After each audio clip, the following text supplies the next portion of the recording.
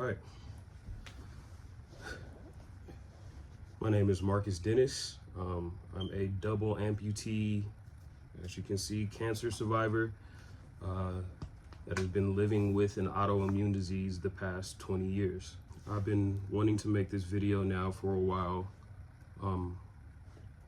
hopefully to help people that might be going through something, similar to me. Dealing with an autoimmune disease, dealing with cancer, whatever it may be, just, going through that struggle of lifelong illness, and hopefully, giving somebody some hope that's going through it. But, a few things have definitely held me up. Number one would be self-doubt. That's the first thing I think of when I try to make this video. Who is he to feel like he could be somebody to help, somebody to be a voice, somebody to, somebody that has a story to care about.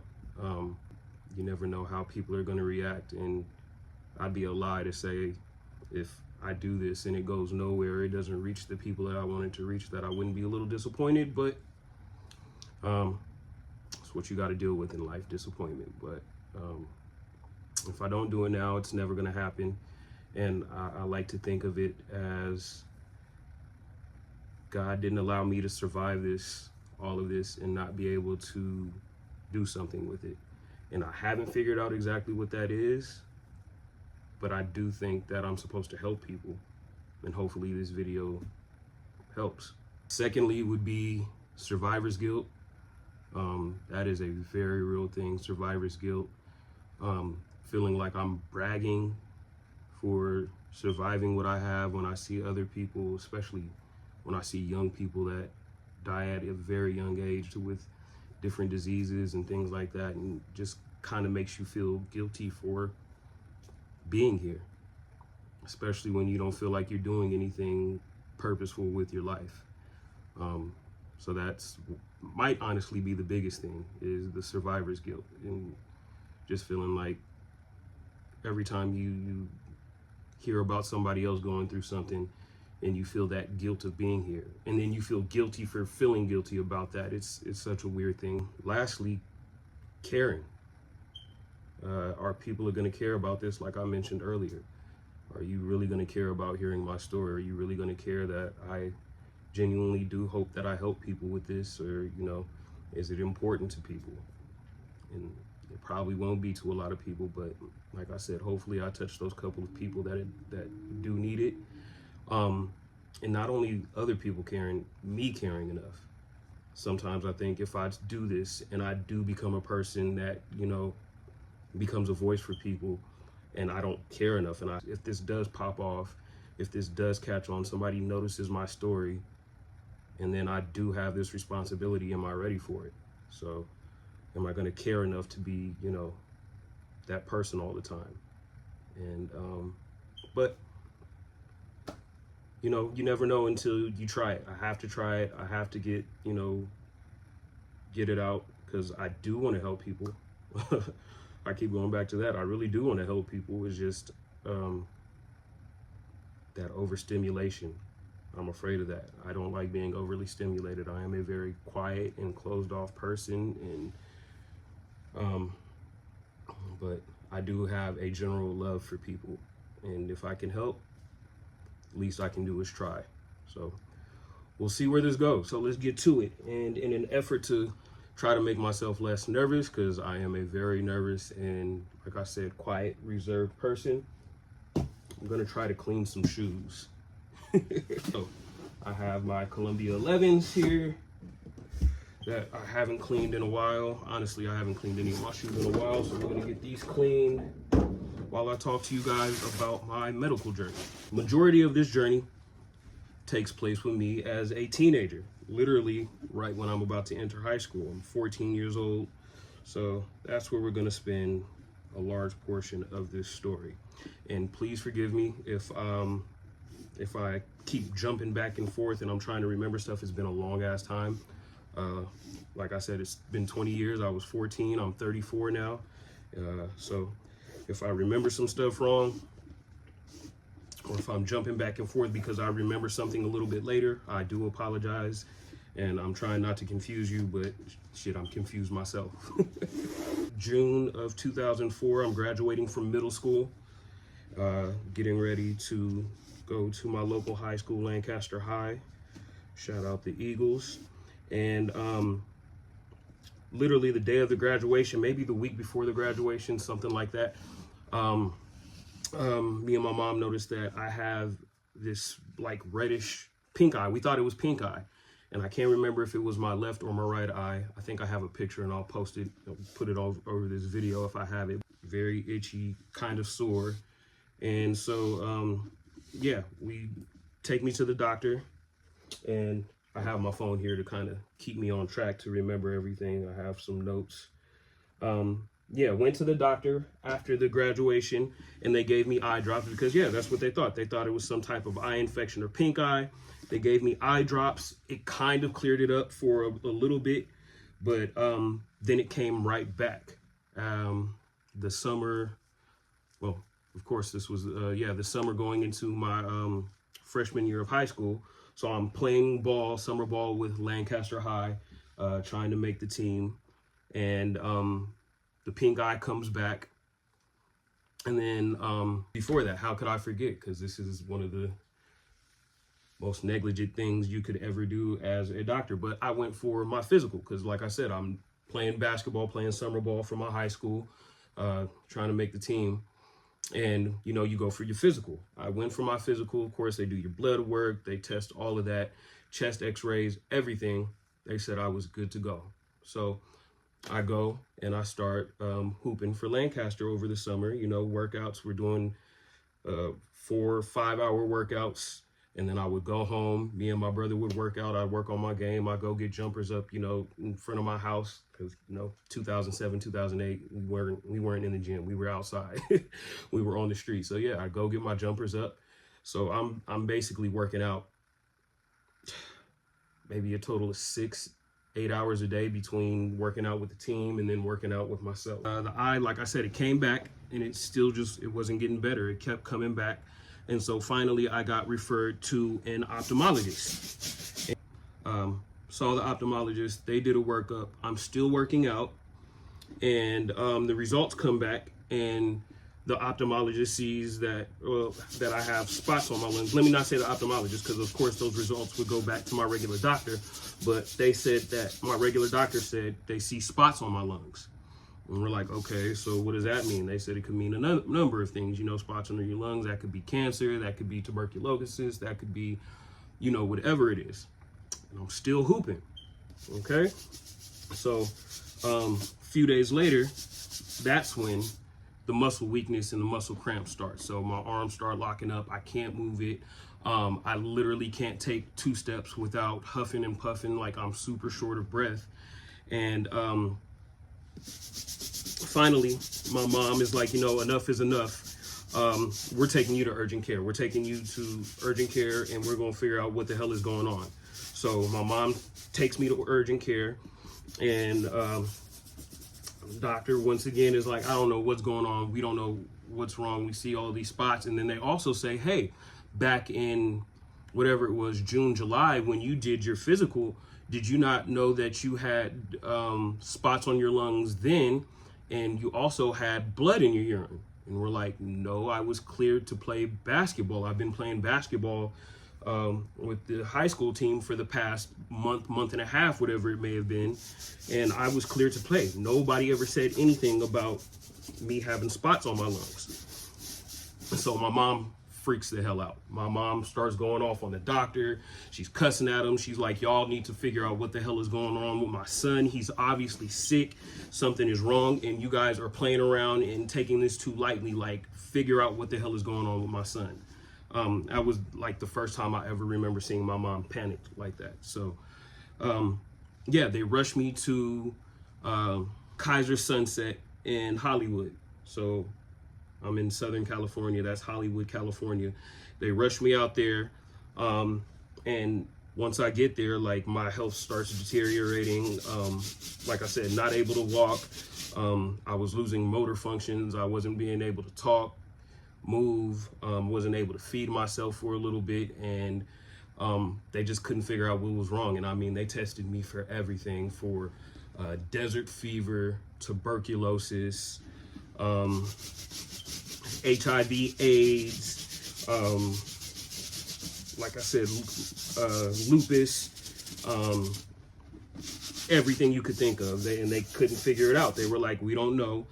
And they actually told my mom and my brother to start preparing to, you know, he doesn't look like he's going to make it. You need to start preparing his final arrangements, basically, and, you know, getting all of those affairs in order. And one day, I was hospitalized at this point for about, I want to say 13 days, 14 days. And one of my doctors happened to just say, you know what, there's this one doctor that we want to take a look at you. And she just happened to be walking by. She's a pediatric nephrologist at Kaiser Sunset named Dr. Cuisin. And they were just like, hey, can you take a look at this patient? We don't know what's going on with him. He has all these things going on. He's losing motor functions. He has spots on his lungs, et cetera, et cetera.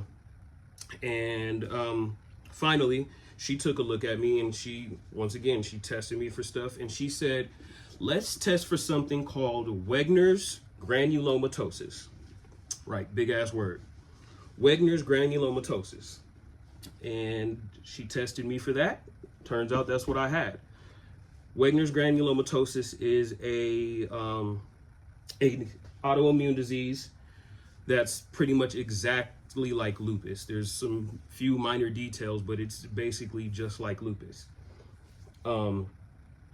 And what it does is it's an autoimmune disease that attacks all of the small blood vessels all over the body. And if you don't know, your body is covered in small blood vessels. Every organ you have, muscle, whatever, is covered in small blood vessels. So my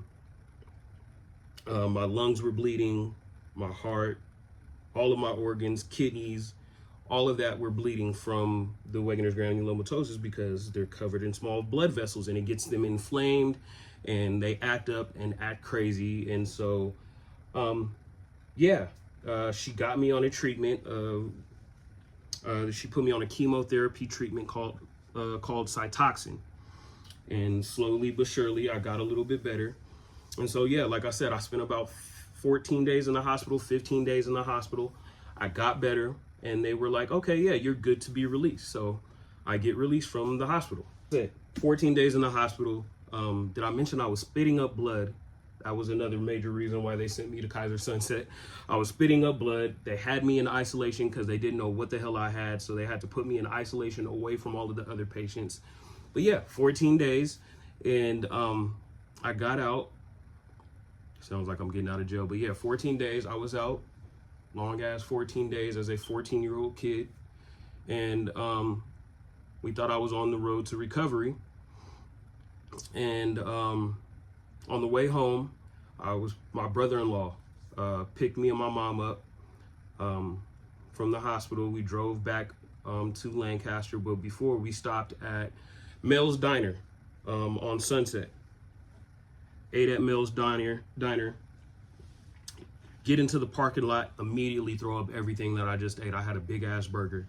And I threw up everything that I just ate. And we're just like, oh, okay, yeah, you're sick. You've been in the hospital for a little bit. And, you know, you getting over all of this stuff. Didn't think anything of it.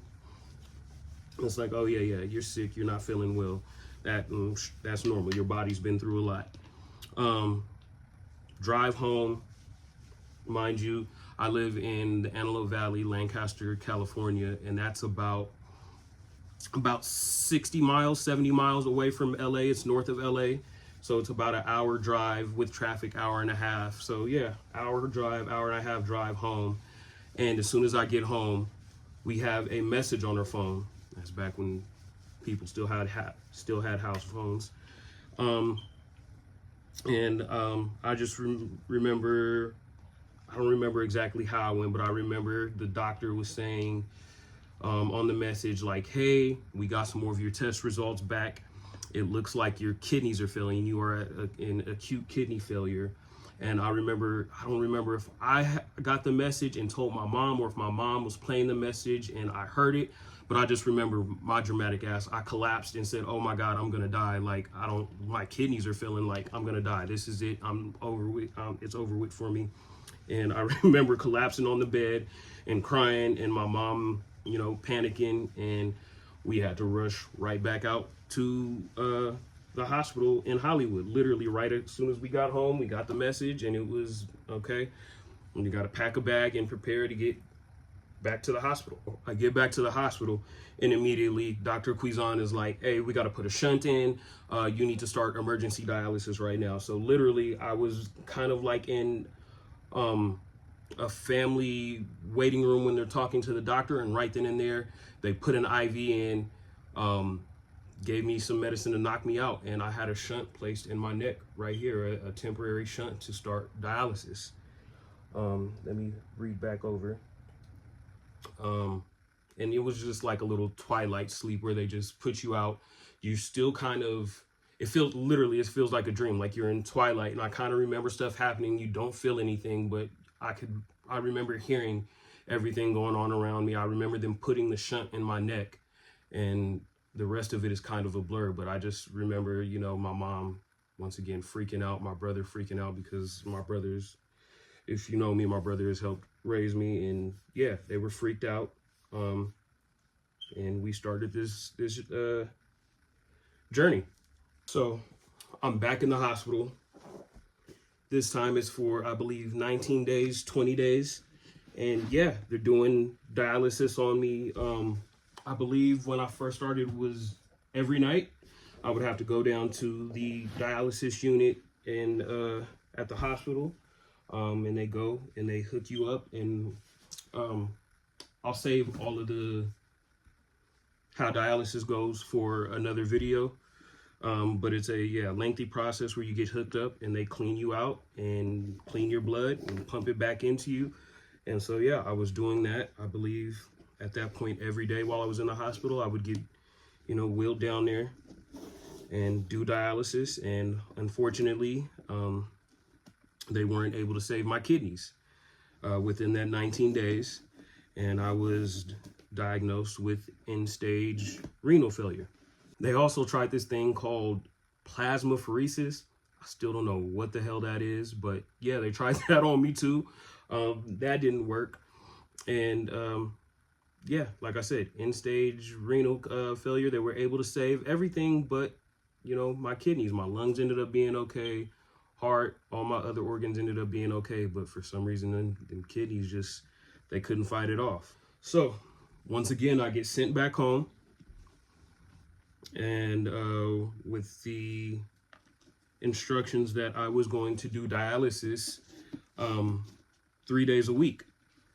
And at this point, I go into another surgery to put a more permanent shunt in. Now, another thing about me, apparently I have very small and fragile veins. So most people get their shunts embedded in their arm somewhere, so it doesn't like pop out, and you have less risk of infection. But since my veins are so small and fragile, they weren't able to use those veins in my arm. So I had a shunt, a more permanent shunt put in. You can't even see it right here, but I have a little hole here. I can't remember which side was which, but I had a more permanent shunt put somewhere in like my shoulder area. That actually hung out and had to be cleaned by nurses and properly taken care of. It's a whole thing. Like I said, I'll save that for another video. But yeah, so I had a shunt placed in my shoulder, and that's where they would do dialysis 3 times a week.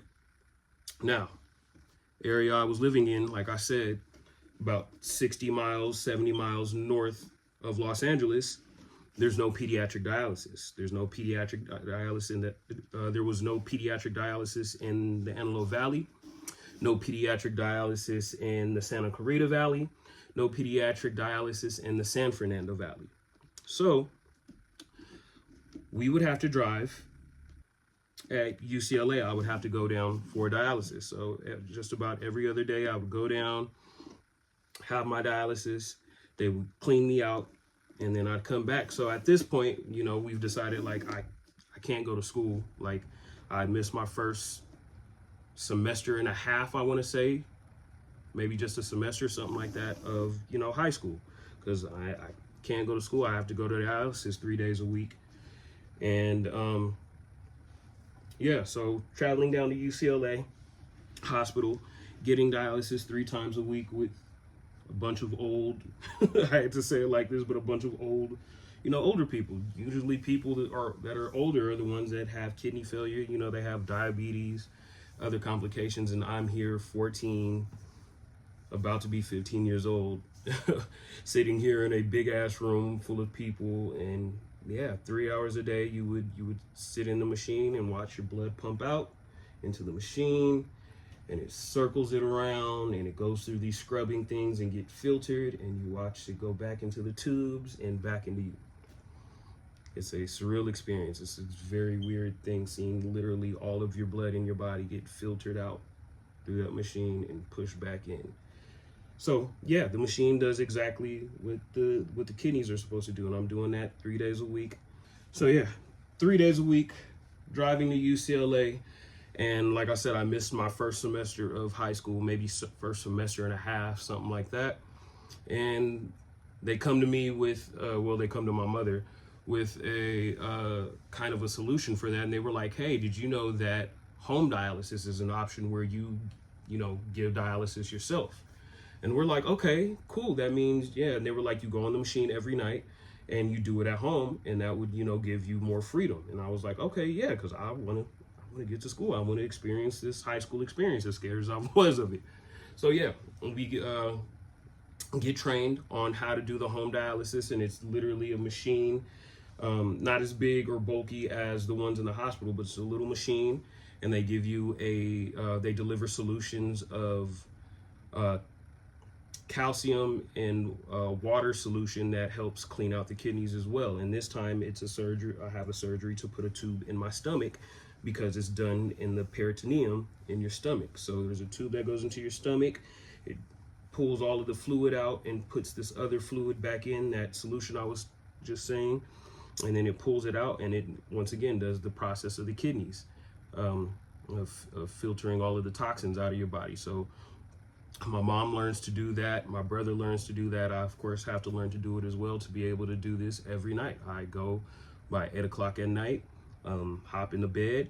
We have to make sure the door is closed and everything is super sterile. We have to wipe everything down with alcohol, and it's a whole process, and it's very scary, because if you mess up, you get an infection, and we already know how infections go. You get an infection and it can mess up everything. You can die from a bad infection. So it's really you putting your own life in your hands and your family's hands and my mom's hands. And I thank God for my mom, because she is the main reason I'm here. Her prayers and her fight, and she ended up having to retire early to take care of me full time. And I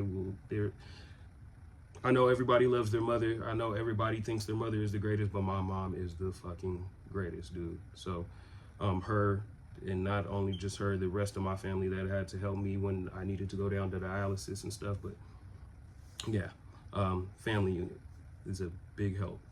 Yeah, that family unit is a big reason I am still here today and thriving as much as I can. So yeah, after getting trained, I started doing the dialysis every night at home, and it's working out pretty well for a while. I did have a couple of infections. There was a couple of times where I had to go back to the hospital because I had what they call the peritoneum infection, and it happens, you know, stuff isn't as sterile as it could be when you're at a hospital. And so those infections happen sometime, and I would have to go back to the hospital for like 3 days, 4 days, while they gave me antibiotics and stuff through an IV to clear up the infection, you know, go back home. That happened maybe like 2 or 3 times. But for the most part, high school was cool. Other than, you know, I really couldn't do anything because I was tied to that dialysis machine. I, you know, rarely went to basketball games, football games. I went to like a couple, but for the most part, it was, I go to school, I do my work, I come home, hop on the dialysis machine, wake up, and do it all over again. So yeah, that was kind of my high school experience. For the first, I want to say my junior, so my first 3 years, my first 2 years, junior and sophomore year, I was pretty good. I lived as normal a life as I could, all things considered. I got back to playing basketball. I found a way to get around that. They let me play basketball as long as I had something that would cover up my stomach where that tube was at, so it didn't get yanked or pulled out while I was playing basketball. And, it wasn't basketball like I wanted to play, what my dreams were of playing, for the school. I actually did try out for the school again, and I did well at the tryouts, but I was just so goddamn burnt out. I almost passed out in the middle of the tryouts, but I was killing niggas out there. Don't get it wrong. I was killing niggas at the tryout.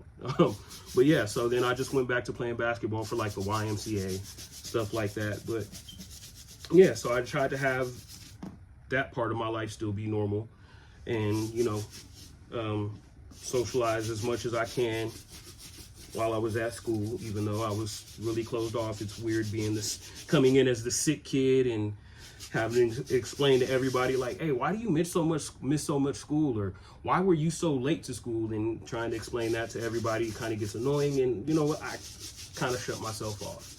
So, but I wouldn't say high school was a bad experience at all. No, it wasn't bad. I had, girlfriends and things like that. It was a cool experience. It just wasn't the normal high school experience. Junior year comes around, and we notice a cut on, I believe it was my left toe. There was a nice little cut on my left toe, and we just thought, okay, there was something that happened. I must have bumped something, or something must have happened, and there was just a little cut on my toe, but it wasn't healing. And we're like, okay, yeah, this thing hurts and it's not healing. What's going on? So of course we tell my doctors about it. Forgot to mention one little part. One day I wake up from doing dialysis at home, and I guess we must have removed too much fluid from my body. And I wake up one day, get up, and immediately fall over, bam, and hit my head on my dialysis machine, my hard-ass dialysis machine, because that's one of the things you have to worry about when you're doing dialysis, is removing too much fluid and it causing a chemical imbalance or whatever it may. And yeah, I passed out. So yeah, I have this cut on my toe that's not healing, and all of a sudden I have a cut on my right toe as well that won't heal. And it's so painful to this point that I can't walk. Like, I can't put my shoes on. I have to wear slides to school every day. And I literally can't walk without it being so painful, to where eventually we're just like, okay, we're pulling you back out of school. And then we tell my doctors, and I'm placed back on dialysis at UCLA, but this time it's 7 days a week. So now we go from, I was doing well, having as normal a high school experience as I could, to me being back at home every day.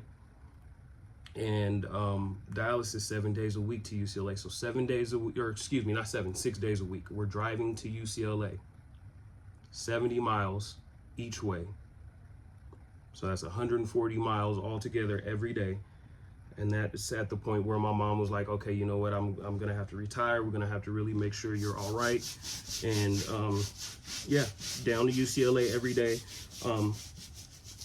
Doing dialysis every day at this point. And then they also have me doing the hyperbaric chamber to try to save my feet, because at this point my feet have become black, or not have become, they're starting to become black. And so they're trying to basically save the tissue, and that's what the hyperbaric chamber does. It kind of helps your tissue become healthy. It kind of, I don't know exactly how the process works, but it was a whole weird ass thing. That's another story I'll say for it. It's like you're in a damn submarine, above ground submarine, and you have to go and put these masks on, and I'll explain that whole process to you another day as well. But yeah, do the hyperbaric chamber, trying to, save my feet. Eventually they become so bad to where they're black. My whole foot is black from like my toes to like the middle of my foot on both feet, and hard, and it hurts like hell, because at this point now, if you know what that is, it's gangrene. My feet turned gangrene and were literally rotting off at that point, and they hurt like hell. Like, my feet were so hard and so black, I could knock it against the table and it sounded like wood knocking on wood. Like, it was the weirdest and scariest shit ever. And I'm looking at my feet like, okay, yeah, I'm gonna have to lose my feet. So I mentally prepared myself for that as a 16-year-old, 17-year-old kid, 17-year-old kid at that point, and had amputations. But before that, before they amputated my feet, Make-A-Wish let me meet Michael Jordan. So that was a dope thing. Another story I'll tell y'all a little bit later. I got to meet Michael Jordan through the Make-A-Wish Foundation because I was a dying kid. So that was cool. But yeah, feet go gangrene. And yeah, so the dialysis didn't help. The hyperbaric chamber didn't help. There was this other medication that they would give me in the at the end of my dialysis treatments that was trying to help save the tissue as well, and it would make me so fucking sick to where literally I wouldn't be able to eat for days. Like, it makes you so sick. I would immediately try to eat something and throw it up, whether it was water, whatever it was. It was really toxic to the body. So yeah, they tried all of those things, were not able to save my feet, and I eventually had my feet amputated a few days before my birthday, February 2nd, 2008. A few days before my 18th birthday. My birthday is February 20th. So right before my 18th birthday. As a matter of fact, it was Super Bowl Sunday, I remember. Or it might have been the day before Super Bowl Sunday, one or the other. And yeah, I had my legs amputated, both legs amputated, and that's how I end up with these lovely things and my nubs. So yeah, amputations happen, and hold on, I forgot to clean my shoestring before I clean the soles. Amputations happen, and trying to deal with that, trying to get normal with that as an 18-year-old that's hasn't figured himself out at all is a very weird thing. But yeah, amputations happen, and they're trying to convince me to have a kidney transplant, but I'm trying to finish school. Like, I wanted to get back into school. I wanted to graduate with my class, and they're like, no, get this excuse me, get your kidney transplant. Let's get you a healthy kidney, and let's, you know, start your life back over. But I'm like, no, I'm holding it off. I'm doing homeschool at this point, trying to catch up on credits because, like I said, I missed so much school between missing the first semester, and then the time I would miss while I was sick and when I was in school, and then the stuff happening with my feet. I missed a lot of school and I got behind, but I was determined to fucking graduate. Like, I want to graduate with my class. I want to graduate with my class. So I worked my ass off to get those credits that I needed to make sure that I could graduate on time with my class of 2008. 08, don't hate. I know that's corny. I got to graduate with my class in a wheelchair. I had just had my amputations a few months before. Oh, also, I had to get this right leg amputated basically twice because they amputated it, but there was a little piece of bone that was sticking out here and it was poking through.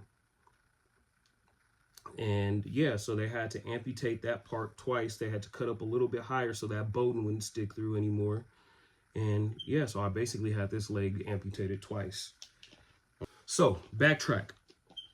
While I was doing that dialysis 6 days a week and doing that hyperbaric chamber 6 days a week and all of that at UCLA, there was a little bit of negligence on UCLA's part. So like I said, when you're doing dialysis, they remove fluid from you because your kidneys are, of course, aren't removing that fluid and those toxins like it normally would. So your body builds up all of that fluid, and it has to get pulled out during dialysis, or your face blows up, you get bloated, you can't breathe.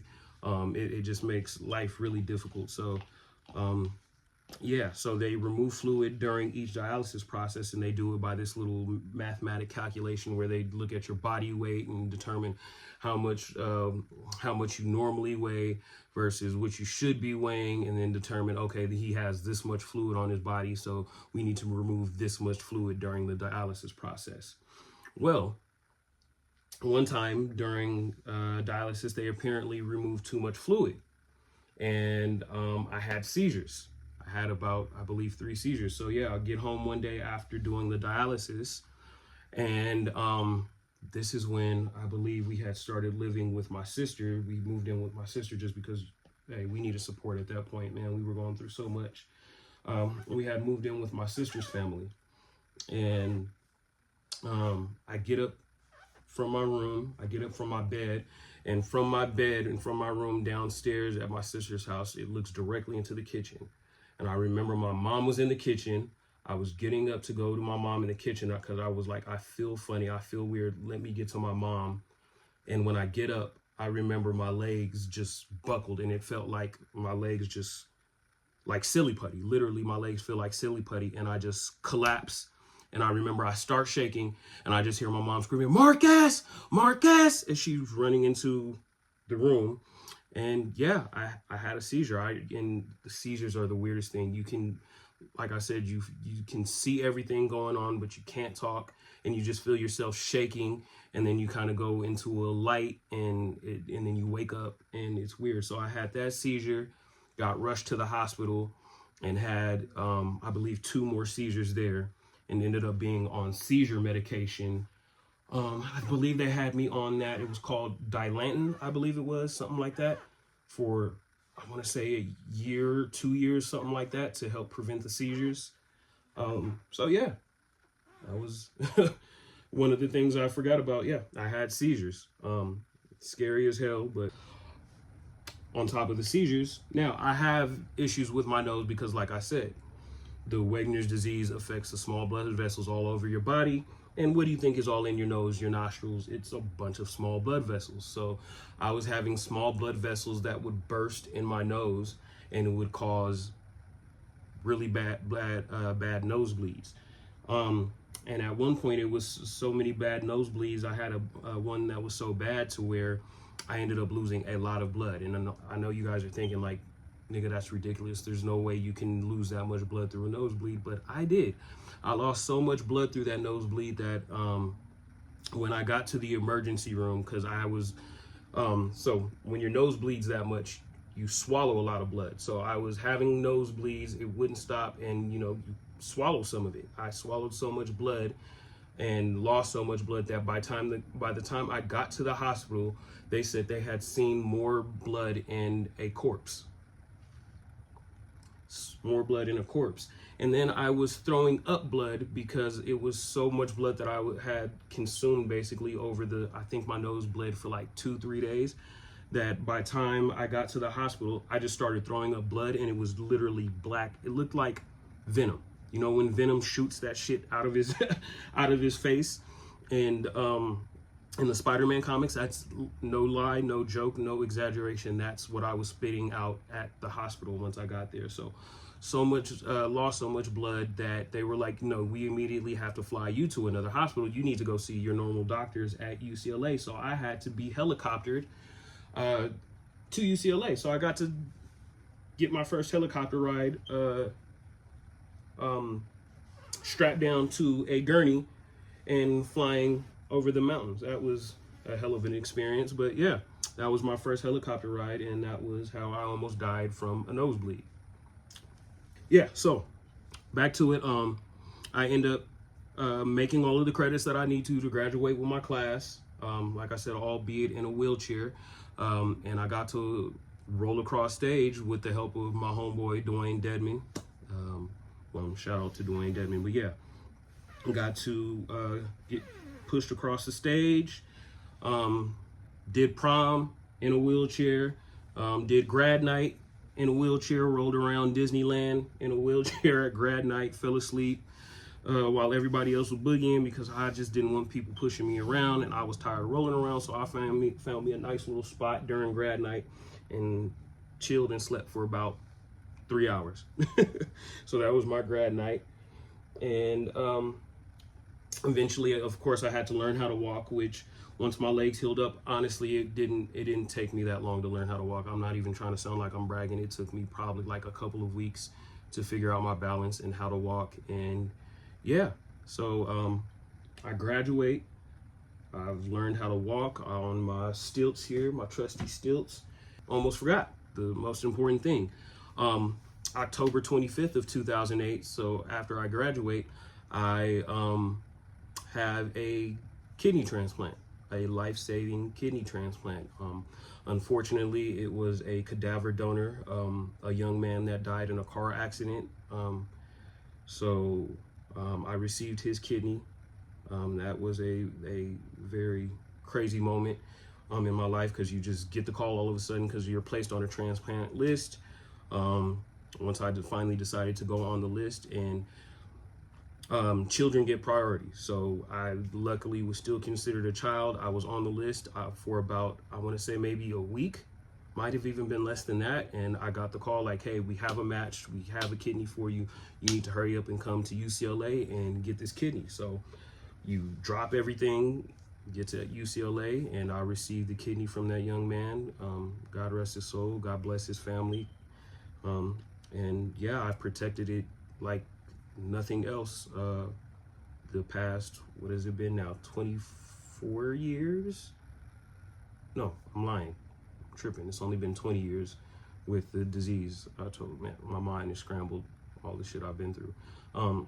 It's been about 16 years. There we go, 16 years, 2008, 2024. It'll be either 16, 17 years coming up in October. So you do the math on that. But yeah, and I've protected that like no other. Yeah, an amazing thing. Start my, young adult life. I'm in college at the local community college, Antelope Valley College. I graduate there, start meeting people, meeting my friends, meeting some of my lifelong friends there. I end up transferring to CSUN, California State University, Northridge in the San Fernando Valley. If you're not familiar with the LA area, the LA County area, that's one of the universities out here. So I graduate from there. And yeah, my 20s were, pretty good, figuring myself out and meeting people, like I said. And if I make more videos, if y'all are still interested, I'll kind of tell you how navigating my 20s were, where, you're young, trying to date and mingle and socialize with people when you have this very glaring and obvious disability, and how that works out. So we'll talk about that another time. But yeah, graduate from CSUN. I start working with my nephew with basketball, because he gets really into basketball at that point and is like really good. He becomes one of the top ranked point guards in California.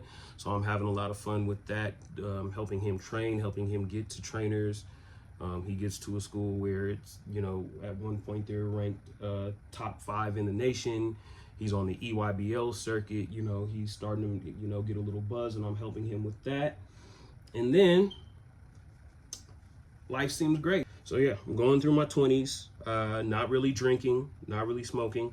I won't say, and this might sound horrible, because of course, you think when you have a kidney transplant from a cadaver donor, you're gonna, be perfect with it, but nobody's perfect. I have drank before, I have smoked before, very rare, but I have done it. And but other than that, I protected this kidney like no other. Yeah, 20s are a great time. And then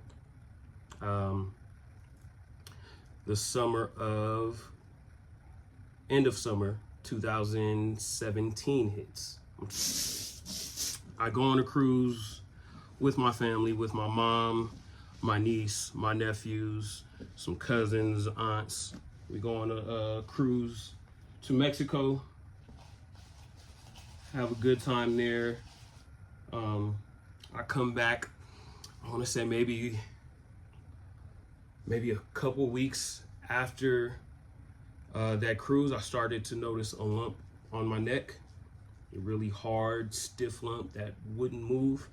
And, men, take care of yourself, because we ignore stuff. We look at stuff and just be like, oh, it'll go away. Go to the damn doctor, get your checkups, get everything you need to do done to make sure you're healthy, because we be ignoring stuff and we're about to die. Like, not even joking. Like, we're about to die. So there's a lump on my neck, and my mom is like, go to the doctor. Why are you just ignoring that lump? She was like, no, go to the doctor, make an appointment, and get that lump checked out. I get the, I go to my doctor, I get the lump checked out, and he's like, yeah, that's kind of stiff. It doesn't move. Yeah, he was like, we're going to check for cancer. So, yeah, I test, do the blood work, and yeah, it's cancer. It's we don't know what type of cancer. We just know that I do have, the cell growth from the blood test, and I break down in the doctor room with my mom because, of course, my mom is there for everything. No matter how old I get, she's going to be there every step of the way. And I break down with the doctor. And some of these doctors have such poor, I guess you'll call it bedside manner or, etiquette or whatever. He tells me, okay, yeah, you have cancer. I break down and start crying. And he's just like, oh, you take bad news really poorly. I'm like, you just told me I had cancer. Of course I'm going to take that poorly. Of course I'm going to cry. He was like, oh, yeah, you don't take bad news very well. No, you just told me I had cancer. I'm not going to take that well. But, yeah, we find out that I have cancer. And then next point after that is to get the lump biopsy to see exactly what type of cancer it is and what stage it's in. So I go in for another surgery for that, go through the whole process of getting knocked out and all of that. And once the results come back, it is what they call diffuse large B-cell non-Hodgkin's lymphoma. All right, so I'm stage 2. At that point, I was stage 2, and we begin going through the process of figuring out what my treatment is going to be for the cancer. I meet my oncologist, Dr. Jaya Kumar, an amazing doctor, and she starts going through with me what treatments usually like. So when you go through cancer, they tell you to bring whatever family members you want to bring. They put you in a room. They show you a video of how a lot of cancer is treated. They tell you what's going to happen, what your symptoms are going to be. Of course, the hair loss, you're going through chemo, the sickness, and all of that stuff. So they get you mentally prepared. And thank God I had a God-fearing doctor. Jaya Kumar is Christian. And she told me, she was like, yeah, it helps having that solid base, having faith. And she was like, you have to believe you're going to get better, or you're not going to get better. You can, and she was like, luckily you're at an early stage, which is once again why I say go get checked out, go get treated, because early detection saves lives. But she was like, luckily you're stage 2. And she was like, you'll be able to beat this. You're stage 2. Little side note, the cancer, from what I've been told, kind of comes from the kidney transplant. I kind of get all of this rare stuff that happens. Let me start. The Wegener's disease that I have happens to one in about every, I want to say 1,300 people or something like that, and it's usually in middle-aged white males. So rare. The reason why I had my amputations, the calciphylaxis, where it was the buildup of the calcium from that dialysis fluid I was getting, and it was cutting off the circulation to all of my organs and to all of my limbs. So when I had the black feet, it was literally because the blood flow was being cut off to everything in my body. So my hands, my feet, my legs, and all because these little calcium deposits were getting stuck in my blood vessels. And so they had to clear that out, and that happens, they said, rarely happens to people that are on dialysis. And I forgot the numbers for that one, but it's rare, is the point. And then the kidney, the lymphoma because of the kidney, is rare as well. I don't remember the numbers on that. I just remember them telling me like, oh yeah, a rare number of people get this, have this happen after having a kidney transplant. They have lymphoma, this cancer. So I get everything rare.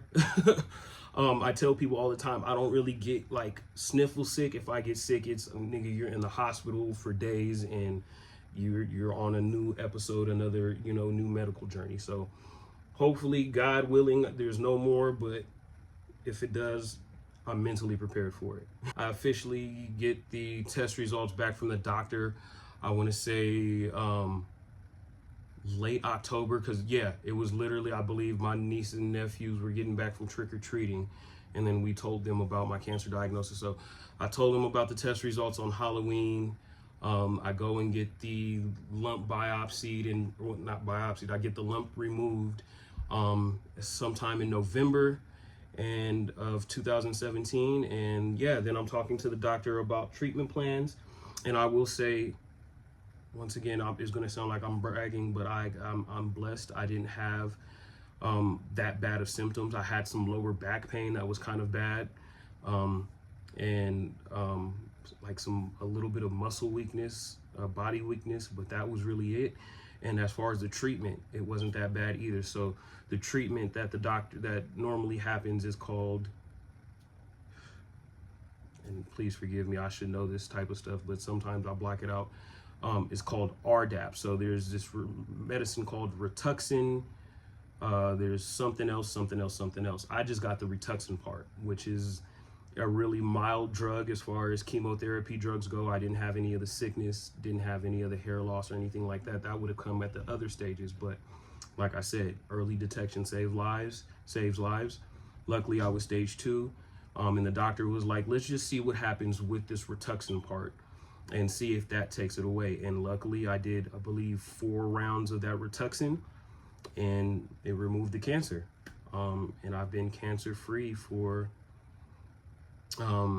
since 2018. It was 2018 when I was March of 2018 where they officially said there was no traces of the cancer in my body. And yeah, I've been in remission since 2018 now. So the cancer part, least roller coaster part of this story.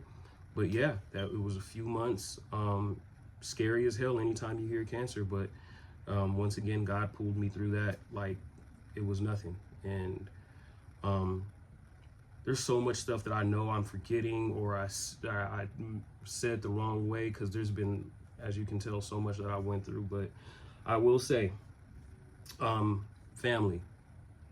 Having a family unit that was there, whether it was when I needed meals, because moms had to retire a little bit early and pockets was tight, whether it was rides, like I said, to dialysis. That was a full team effort. It would be my mom, or excuse me, not my mom, because she doesn't drive the freeway, but my brother taking me one day, my cousin Nino taking me another day, my brother-in-law would take me one day. Like, it was a full family effort. And that's why if you ever see me, you see my family. If you know anything about me, I love the hell out of my family, and I can't be thankful enough for that family unit that I have, and especially my mother. My mother is my prayer warrior, my guard. I really honestly think my mom is my guardian angel on earth. That's the only reason I'm here, because she has a special connection to God and has put a special covering on this family, because I'm not the only one that has gone through medical stuff. My sister has gone through her own medical battles.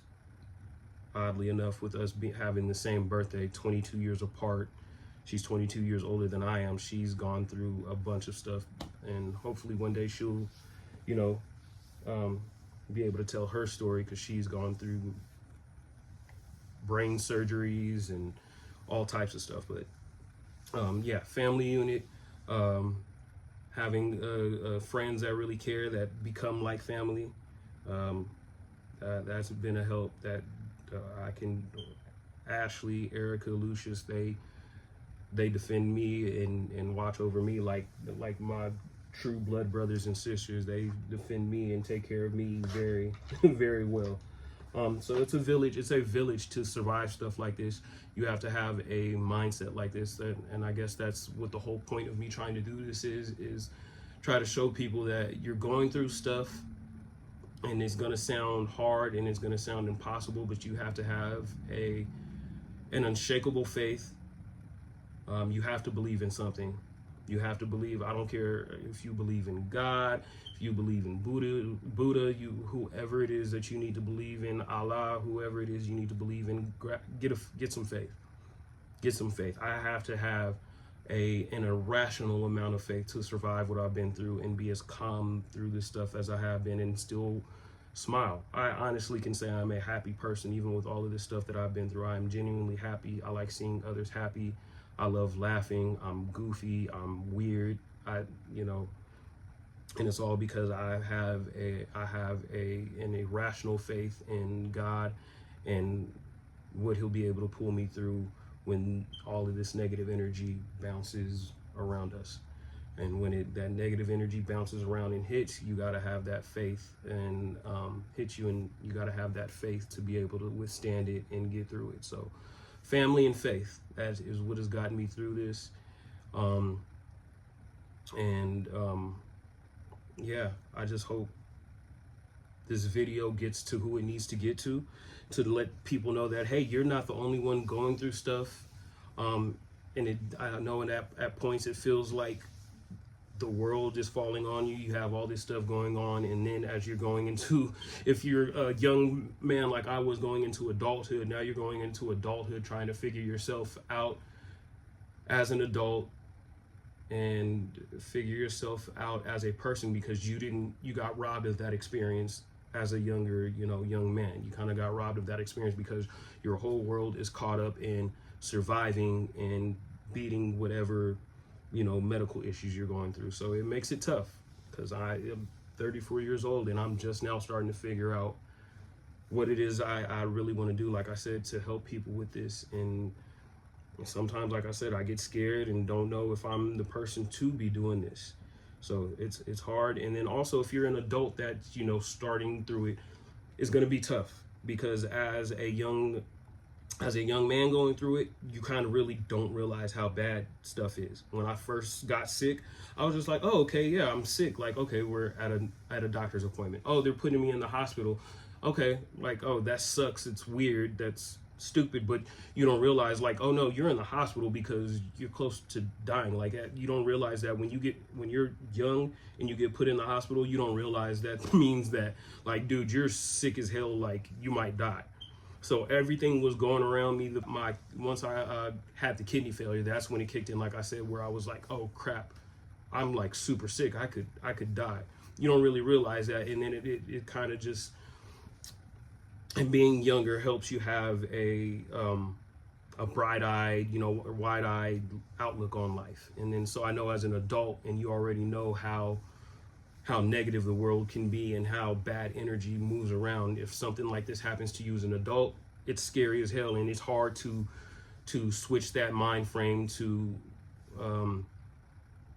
know that you're going to be all right, to know that, hey, I am healed, I am covered by God, and I know that as long as I do what I'm supposed to do, like I said, I go to my checkups, I don't miss a doctor's appointment, I don't miss my pills, not a day. You have to do what you have to do, but as long as you're doing what you're doing, you'll have that faith that I'm going to be okay, because I'm doing what God set in front of me to make sure that I'm okay, and I'm going to follow that to a T. So that's a little bit harder as an adult, but I mean, you can figure it out. You can definitely figure it out. And hopefully this wasn't boring and didn't drag on for you guys, but yeah, that is my medical story. So, like I said, autoimmune disease, Wegener's, kidney failure, kidney transplant, seizures, cancer, whole bunch of other stuff in between, infections and stuff like that. It's been a journey, but I'm here, I'm healthy, and I thank God that I get the opportunity to hopefully help some of you guys. And I do say this and really mean this when I say this. I love y'all, and I hope y'all get some type of encouragement from my video, seeing what I've been through, and know that you're going to be okay. And I really love y'all. I'm praying for each and every one of y'all, and I mean that sincerely. God bless.